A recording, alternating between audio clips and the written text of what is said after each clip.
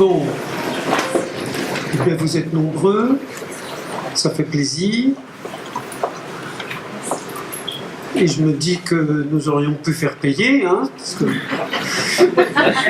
Et pour tout vous dire, j'espère être meilleur journaliste qu'homme d'affaires. On va donc commencer cette réunion. Je vais vous demander, il faut que je le fasse moi-même d'ailleurs, de couper les portables. Parce que comme chacun sait, c'est formidable, les sonneries de portable, ça fait de la musique.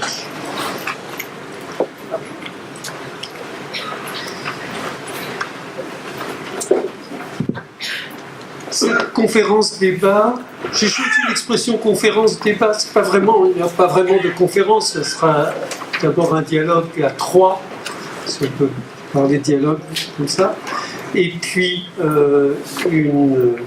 un débat avec vous, avec un petit entracte entre les deux.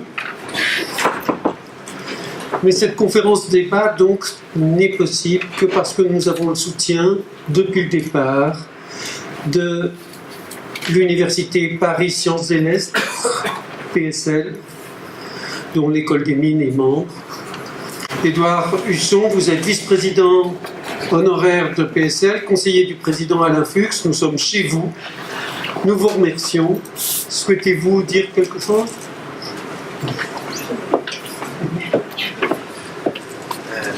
Non, merci effectivement parce que le paysage de l'enseignement supérieur français a beaucoup bougé dans les 10 à 15 dernières années. Vous n'êtes pas obligé de savoir ce qu'est PSL, Paris Sciences et Lettres. Autour de Normal Sup, l'École des Mines de Dauphine, le SPCI, l'Observatoire de Paris et de quelques autres institutions prestigieuses, il y a eu l'idée, il y a une dizaine d'années, de construire une université, qui est un objet d'un genre nouveau, par rapport au paysage français, très clivé entre universités et grandes écoles.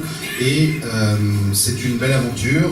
Comme vous l'avez dit, j'ai pu jouer un rôle dans la construction. Je continue à regarder ça de près, même si aujourd'hui je m'occupe d'un institut de recherche dans une autre université.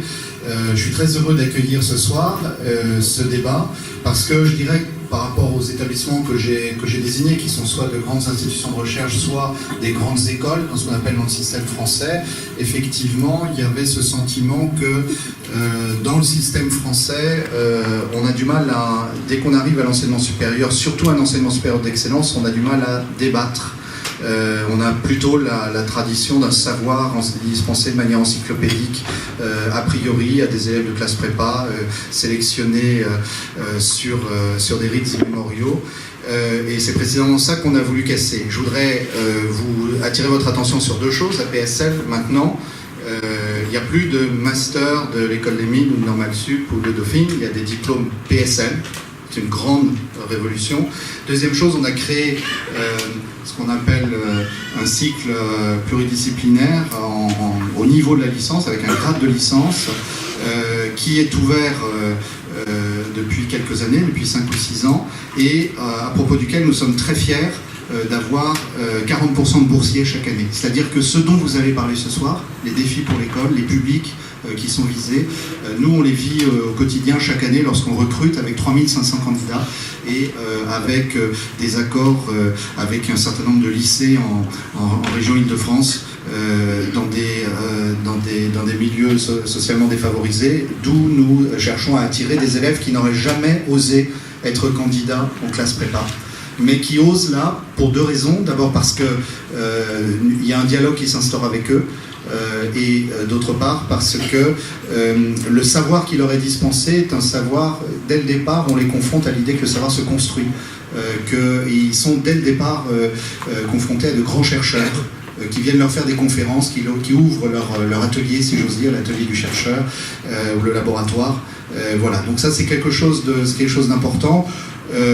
On va certainement avoir un débat passionnant, contradictoire. PSL est très heureux de l'accueillir, et je remercie en particulier notre établissement composante, l'École des Mines, qui nous a mis cette salle à disposition. Merci beaucoup et bon débat.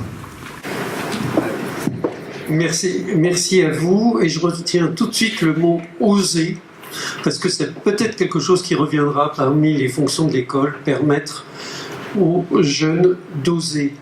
Donc, quand j'ai annoncé qu'on organisait un débat Coffinier-Mérieux, quelqu'un m'a dit « Ah, chouette, ça va faire des étincelles !»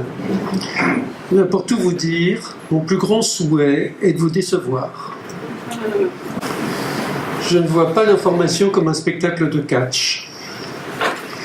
Je disais, je suis journaliste. En règle générale, je vois assez bien ce qu'il ne faudrait pas faire en matière de politiques éducatives.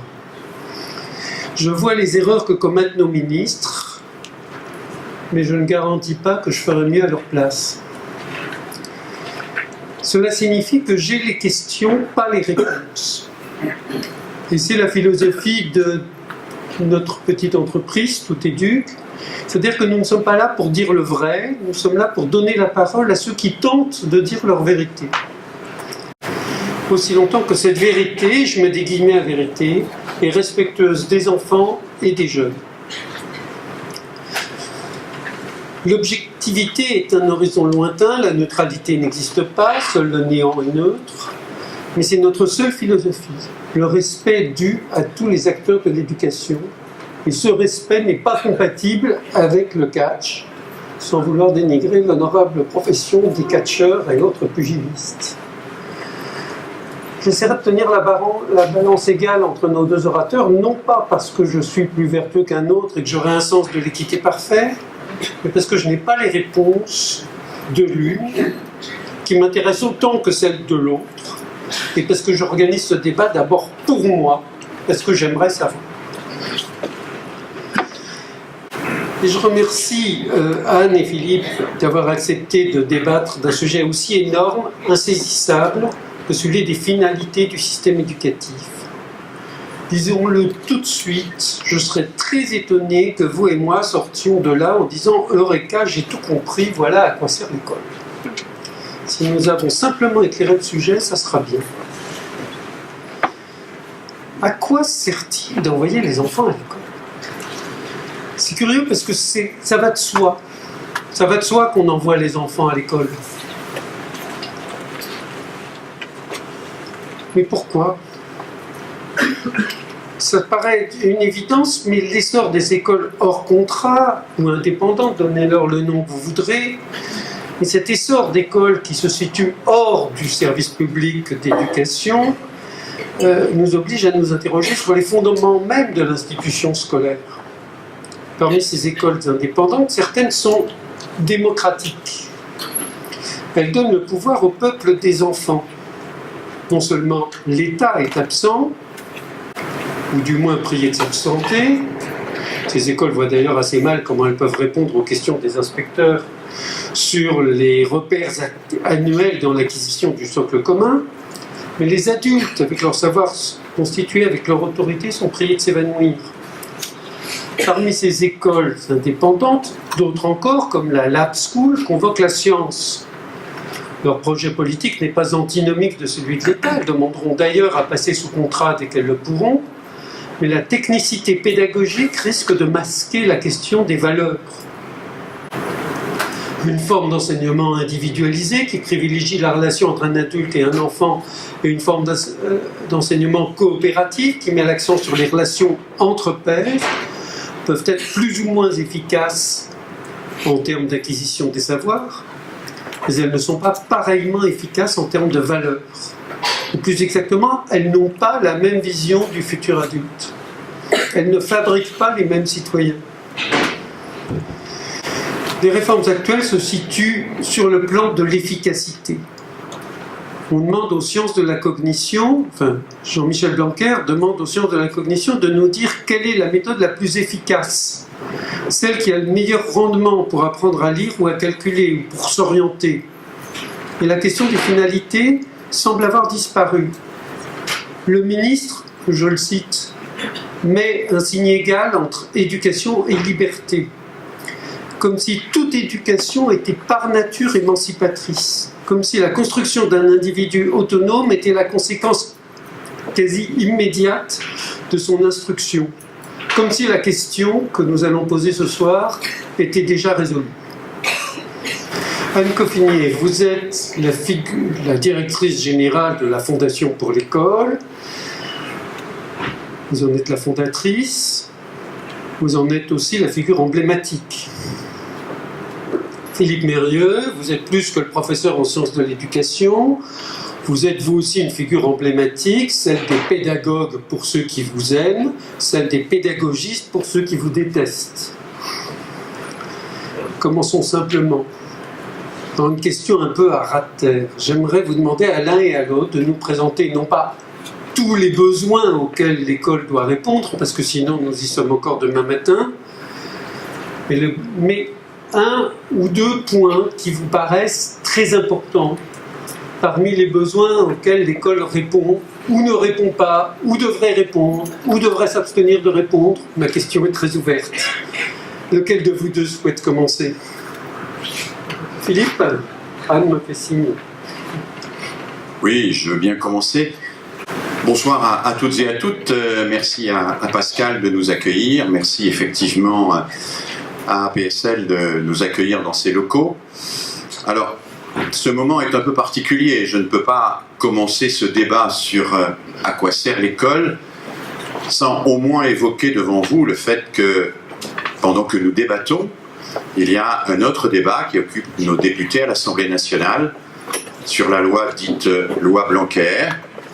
Je ne peux pas ne pas évoquer avec vous non plus la multitude des amendements qui ont été débattus depuis quelques jours, depuis ces 3 derniers jours, et la surenchère démagogique que ces amendements ont représenté, issus pour la plupart des formations politiques de droite et d'extrême droite. Je suis inquiet pour notre école, inquiet devant une avalanche de déclarations qui veulent l'assujettir, me semble-t-il, à une conception que je considère comme bien étriquée de la démocratie et au-delà, évidemment, de notre société. Nous aurons peut-être l'occasion d'en reparler, mais je ne voulais pas démarrer aujourd'hui sans évoquer cela. Notre débat n'est pas n'importe quel débat, n'importe quel jour. Et notre société débat aujourd'hui plus largement à travers nos députés de l'avenir de cette école et de ce à quoi sert cette école. Alors la question de Pascal, c'est quel besoin? À quel besoin l'école doit-elle répondre? Alors je ne suis pas absolument certain que le mot besoin soit un mot facile pour désigner la mission de l'école. D'abord parce que les besoins peuvent être hiérarchisés. Déjà Platon nous avait montré que pour construire une république, il fallait hiérarchiser les besoins de l'individu, les besoins de la famille, les besoins de la cité, les besoins ensuite d'un collectif plus large qui est le collectif de l'humanité, et puis au-delà, les besoins qui réfèrent à une posture théologique, les besoins de l'être, comme disait Platon. Et selon que l'on choisit de satisfaire les besoins que Platon considérait comme au bas de l'échelle, ou ceux qu'il considérait comme en haut de l'échelle, eh bien on organise très différemment la société, on la hiérarchise très différemment. Donc effectivement, on pourrait répondre à la question des besoins auxquels doit répondre l'école en s'intéressant aux besoins des élèves, en s'intéressant aux besoins des familles, en s'intéressant aux besoins des entreprises. Je préfère, moi, m'intéresser aux besoins de notre société démocratique. J'emprunterai à Marcel Gauchet son analyse de l'évolution de nos sociétés depuis 50 ans. Marcel Gauchet nous montre que nous avons, et c'est probablement une excellente chose, fait voler un éclat tous les cadres qui constituaient dans nos sociétés une sorte de référentiel commun.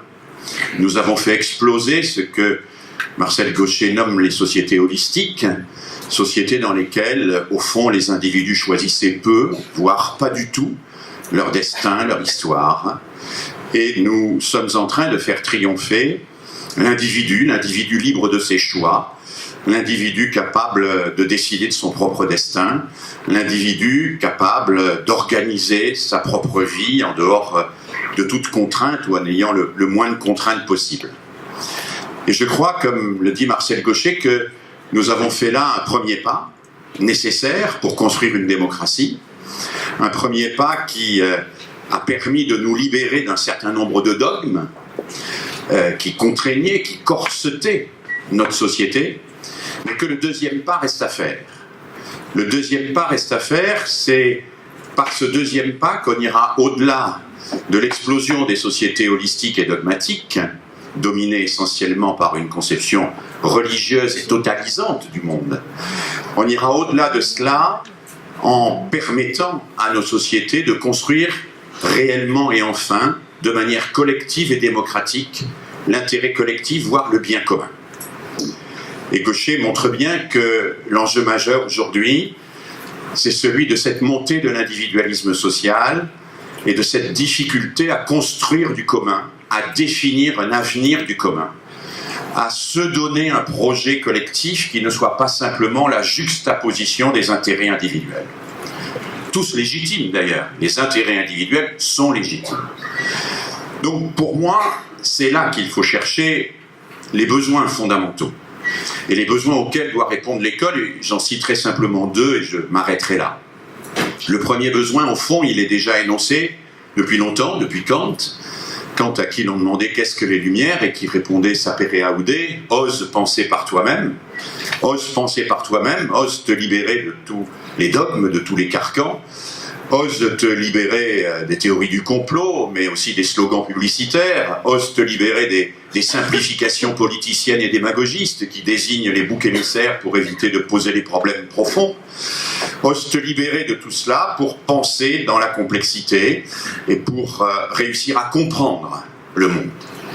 Il me semble aujourd'hui que cette injonction kantienne est plus que jamais d'actualité, ose penser par toi-même, au moment où au Brésil, par exemple, Jair Bolsonaro veut imposer sous le nom d'école sans parti une école sans pensée, c'est-à-dire une école où l'on retrouve cette espèce de certitude permanente fournie par le dogme de la pensée simpliste et populiste, au moment où l'Europe elle-même est menacée par la montée de ce simplisme, de cette démagogie et de ces slogans, le plus souvent très simplificateurs, permettre à nos enfants de penser par eux-mêmes, d'échapper à toutes les formes d'intégrisme, religieux bien sûr, mais pas seulement, l'intégrisme politique, l'intégrisme commercial, les formes de repli sur soi, tout ce qui interdit de comprendre la réalité dans laquelle nous sommes, ça me paraît la première priorité. La deuxième, et elle est solidaire de la première, elle est aussi dans le prolongement de ce que dit Marcel Gaucher, c'est la construction du commun, du collectif. Dans une société individualiste, eh bien, peut-être faut-il se donner comme priorité de construire du commun, de se donner du commun, de garantir de l'avenir au commun, de ne pas se résigner à voir ce commun fractionné, tubularisé, explosé dans une multitude de petits clans qui, chacun, prétendraient avoir des certitudes et qui ne collaboreraient plus ensemble, qui ne seraient plus engagés ensemble dans une action collective, dans une réflexion collective sur notre avenir. Alors voilà, liberté de penser d'une part, construction du collectif, coopération et solidarité d'autre part, ça me paraît être pour aujourd'hui, pour nous, les enjeux majeurs face à une société menacée par l'individualisme et le dogme, face à une société menacée par la violence des certitudes. Et des certitudes qui s'affrontent, alors que contre les certitudes qui s'affrontent, l'important serait de rechercher ensemble la vérité. C'est la raison pour laquelle je suis très heureux, comme l'a dit Pascal, d'être ce soir dans cette salle et de pouvoir débattre de cette question fondamentale, pas sous forme d'un match de catch, bien sûr, mais sous forme d'un débat serein autour de questions qui sont des enjeux pour nous et qui sont des enjeux pour nos enfants et pour notre avenir. Alors Philippe, tu as largement anticipé sur ce qui était pour moi le troisième temps de ce premier temps de discussion, mais peu importe, tu as quand même placé les enjeux assez haut sur ces notions, d'abord, si j'ai bien compris, de résistance à quelque chose qui est en train de se passer en France et en Europe, et au Brésil et ailleurs. Et en Chine, et enfin on va pas énumérer tout parce que sinon là aussi on sera encore demain matin. Anne. Juste pour dire à quel point je me reconnais dans ce mot de résistance. Il y a quelques années, un philosophe américain, Neil Postman, spécialiste de la question des médias, avait publié un livre qui s'intitulait « Enseigner, c'est résister » et dans lequel il développait la théorie selon laquelle l'école fait progresser la société quand elle exerce dans la société une fonction thermostatique, c'est-à-dire non pas quand elle va dans le sens de la société et des dérives de la société, mais quand au sein de la société, elle repère ce qui ne va pas et elle essaye de corriger ce qui ne va pas. C'est comme cela que, dit-il, Jules Ferry a réussi à faire progresser la société par la laïcité alors qu'elle était dominée par la superstition, et c'est comme ça qu'une société dominée par le capitalisme pulsionnel que dénonce Bernard Stiegler, par l'individualisme que pointe Marcel Gauchet, pardon. C'est pour cela que l'école peut être aujourd'hui un des lieux qui résiste aux dérives de la société et que nous n'avons probablement pas à nous battre la coulpe parce que nous ne sommes pas dans le sens de ce qui est dominant. Nous avons probablement à accepter l'idée que nous faisons progresser la société tout entière en résistant à ce qui la menace. Anne, dans la résistance. Merci beaucoup Pascal Bouchard, merci aux organisateurs de ce débat, qui est pour moi extrêmement intéressant évidemment. Il y a beaucoup de points communs contre toute apparence entre Philippe Mérieux et en tout cas ce à quoi j'essaie de contribuer, et notamment cette préoccupation pour les conditions contemporaines de l'école. On ne pense pas à la question de l'école du point de vue de l'éternité, mais bien maintenant, Ikednouk, dans des conditions politiques précises. Pour autant, si je comprends bien l'œuvre de Philippe Mérieux, ce qui évidemment est assez ambitieux vu qu'elle est particulièrement foisonnante, il y a un accent constant sur cette idée qu'il faut construire le commun et qu'après tout, c'est la mission fondamentale de l'école, cette idée de construire le commun, construire le vivre ensemble, et finalement une approche avant tout politique. Alors évidemment, c'est certain que faire école, ça ne peut pas se faire sans une conception de l'homme, sans une certaine forme d'anthropologie, et même sans une certaine forme de téléologie, c'est-à-dire vers quoi va-t-on, quel but de cette société, pourquoi la vie sur Terre, etc. C'est évident. Ça veut donc dire qu'il n'y a pas de neutralité possible, il n'y a pas d'école neutre. Et donc de ce point de vue-là, les révolutions en Amérique latine actuelles, avec cette idée d'une école neutre, sont un non-sens absolu. Il n'y a pas d'école neutre, et lorsqu'on se propose une perspective d'émancipation, c'est le corollaire de l'affirmation précédente, eh bien c'est particulièrement compliqué, parce qu'émanciper de quoi? Et pour aller où? Et quelles sont les vraies dominations? Est-ce qu'à notre époque, on n'est pas plus un problème de s'extirper du vide et s'extirper de cette fameuse ère du soupçon qui conduit notre société à une maladie forte, notamment de la jeunesse, avec énormément de détresse, de phobie scolaire, de suicides particulièrement élevés des enfants? Est-ce que cette société du vide dans laquelle on est-ce qu'elle correspond aux besoins de sens qui a toujours été le propre de toutes les sociétés et le besoin aussi de la jeunesse? Donc, pour repartir de l'approche de Philippe, je dirais que oui, il faut prendre l'actualité, oui, il faut s'occuper bien sûr du bien commun, il faut veiller au vivre ensemble, il faut veiller bien sûr à l'idée de construire du commun. Ça serait particulièrement irresponsable d'imaginer une approche balkanisée dans laquelle chacun créerait son petit bien dans son coin contre le petit bien d'à côté.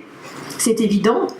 Et sans aspiration à la recherche partagée de la vérité, sans aspiration à l'idée d'arriver à des universaux sur lesquels on va pouvoir construire une cité et une harmonie sociale, il n'y a pas de raison possible, il n'y a pas de projet acceptable possible.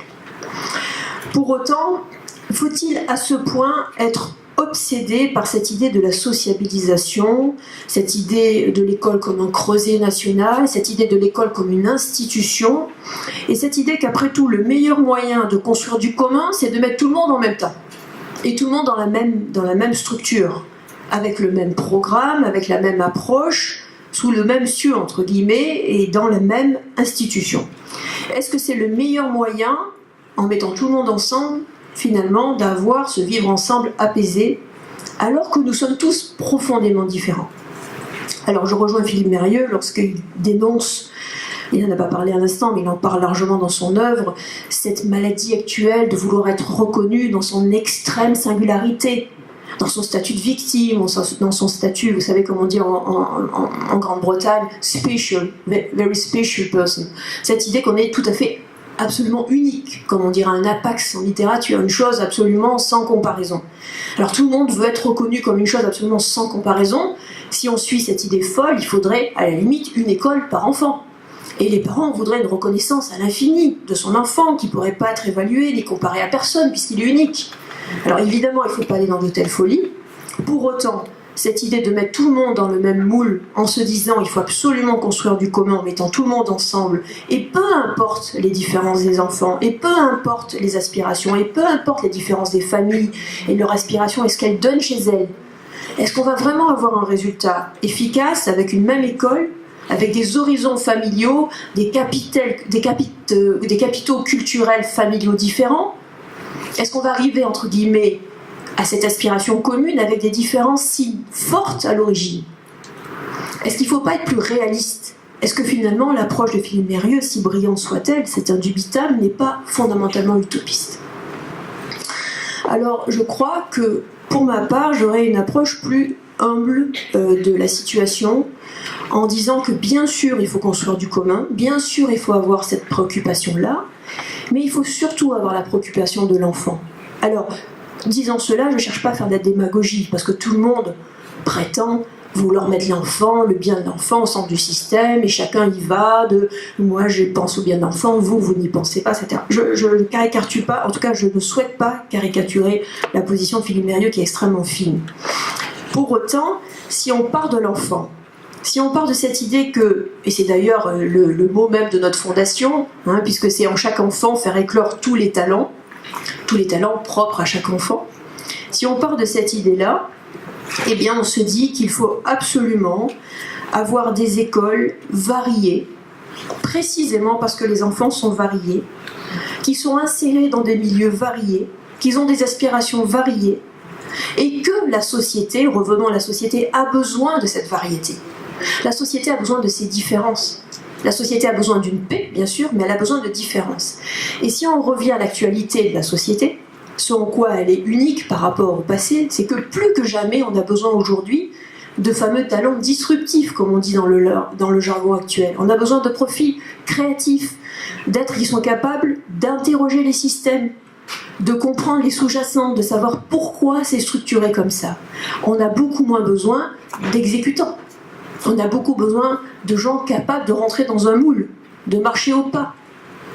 Et si on veut avoir une préoccupation émancipatrice, je crois qu'il faut précisément être capable de former des êtres qui sont capables de prendre conscience des systèmes et des effets de pouvoir, des effets de domination et des rapports de force à l'œuvre pour pouvoir penser effectivement d'une manière qui soit à la fois libre, ambitieuse, et là où je rejoins Philippe Mérieux, c'est tourner vers la recherche de la vérité, sans laquelle, de mon point de vue, il n'y a pas de bien commun ni d'harmonie positive. Pour moi, là où l'école va mal, ce pourquoi où elle va mal, c'est pas fondamentalement qu'elle aurait renoncé, entre guillemets, à un référentiel commun, même si c'est évident qu'on a quitté les sociétés holistiques, si c'est évident qu'on est dans une société pluraliste, si c'est évident que deux personnes ensemble ont le plus grand mal à se mettre d'accord sur ce qui est le bien commun. Donc il faut bien en tenir compte. Donc pour moi, la réponse à ça, c'est un pluralisme contractualiste, en quelque sorte, tenant compte du fait qu'on n'est plus d'accord sur le bien commun. Et je suis la première à le déplorer. Et je pense que, et là-dessus, je pense qu'on se retrouve, mais Philippe Mérieux pourra le dire, bien sûr, il y a un drame qui est que dans nos sociétés démocratiques, on ne parle pas des finalités de l'école. On parle de tout sauf de ça. C'est bien pour ça que je vous dis. C'est pour ça que ce débat, normalement, est passionnant. Et comme on n'en parle pas, on ne peut pas se mettre d'accord sur la finalité de l'école, pas plus qu'on peut mettre d'accord sur la finalité globalement de la vie sociale. Et ce faisant, on se condamne à un échec, qu'on constate malheureusement largement de la part de l'institution, et des gens qui essaient de sortir pour dire on n'arrive pas au niveau global, essayons au moins de faire des petites républiques ouvertes, démocratique expliquant la règle du jeu et cherchant, à ce niveau-là, à expliquer les finalités.